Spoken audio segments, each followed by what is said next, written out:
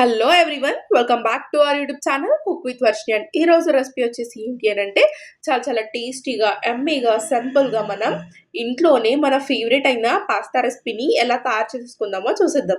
First నేను ఇక్కడైతే కడాయి అయితే తీసేసుకొని దాంట్లోకి పాస్తాని అయితే యాడ్ చేసుకున్నాను. ఆ తర్వాత 2 గ్లాసెస్ ఆఫ్ వాటర్ని అయితే యాడ్ చేసేసుకొని ఆ తర్వాత మనకు టేస్ట్కి సరిపోయేంత పించ్ ఆఫ్ సాల్ట్ని అయితే యాడ్ చేసుకున్నాను. ఆ తర్వాత ఒక టేబుల్ స్పూన్ ఆఫ్ ఆయిల్ అయితే యాడ్ చేసేసుకుందాం. ఆయిల్ యాడ్ చేయడం వల్ల మనకు ఆ పాస్తా అనేది స్టిక్ కాకుండా సెపరేట్‌గా ఉంటుందనమాట. ఆ తర్వాత ఇక్కడ నేను ఒక 10 మినిట్స్ 80% కుక్ అయ్యేంత వరకు బాయిల్ అయితే చేసేసుకోవాలి. ఇక్కడ చూడండి, నేను చూపిస్తున్నట్టు నైఫ్ తీసేసుకొని మనం కట్ చేస్తే ఇలా ఈక్వల్ పార్ట్స్ అయితున్నాయి గదా! ఇది జస్ట్ 80% మాత్రమే కుక్ అయినట్టనమాట. ఇలా 80% కుక్ అయిపోయినది మనం ఒక ప్లేట్‌లోకైతే సెపరేట్‌గా తీసేసుకుందాం. ఈ పాస్తా రెసిపీ స్టూడెంట్స్‌కి, బిగినర్స్‌కి, బిజీ పీపుల్‌కి చాలా పర్ఫెక్ట్‌గా ఉంటుందనమాట. 10 మినిట్స్ ఆర్ 15 మినిట్స్‌తోనే మనం కుక్ చేసుకోవచ్చు. మనం పాస్తాని ఇలా అయితే సెపరేట్ అయితే పెట్టేసుకుందాం. ఆ తర్వాత మనం కడాయి అయితే పెట్టేసుకొని దాంట్లోకి ఒక table spoon of oil add చేసుకొని, ఆ తర్వాత ఒక బటర్ స్లైస్‌ని యాడ్ చేసేసుకొని, ఆ తర్వాత ఒక టేబుల్ స్పూన్ ఆఫ్ జీలకర్ర ఆవాల్ని యాడ్ చేసుకొని హీట్ చేసుకుందాం. ఆ తర్వాత ఇక్కడ నేను గార్లిక్‌ని అయితే యాడ్ చేసుకుంటున్నాను. గార్లిక్‌ని ఫ్రై చేసేసుకొని, ఆ తర్వాత ఆనియన్స్ ముక్కల్ని అలానే చిల్లీ ముక్కల్ని వేసేసుకొని మంచిగా 50% కుక్ అయ్యేంత వరకు మనం ఫ్రై చేసేసుకుందాం. ఆ తర్వాత ఇక్కడ నేను 2 టమోటాస్‌ని తీసేసుకొని కట్ చేసేసుకొని వేసుకుంటున్నాను. టమోటాస్ కూడా మంచిగా కుక్ అయ్యేంత వరకైతే కుక్ చేసేసుకోవాలి. ఆ తర్వాత మన టేస్ట్‌కి సరిపోయేంత సాల్ట్‌ని యాడ్ చేసేసుకొని చిటికెడు పసుపునైతే ఇక నేను యాడ్ చేసుకుంటున్నాను మంచి ఫ్లేవర్ కోసం.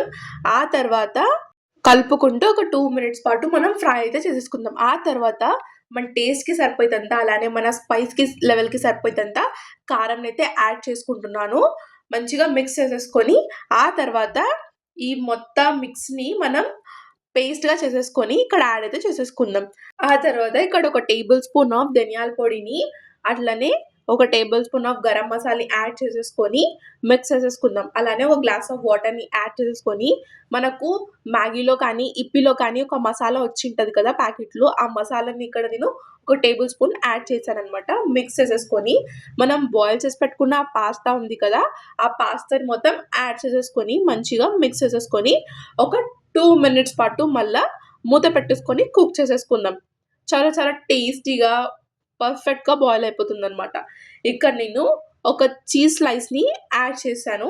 చాలా చాలా టేస్టీగా, క్రీమీ టెక్స్చర్‌తో మనకు పాస్తా అనేది రెడీ అయిపోతుందనమాట. ఇక్కడ నేను కొత్తిమీరతో గార్నిష్ చేసేసుకొని, మళ్ళీ అలా హీట్ చేసేసుకొని మిక్స్ అయితే చేసేసుకుంటున్నాననమాట.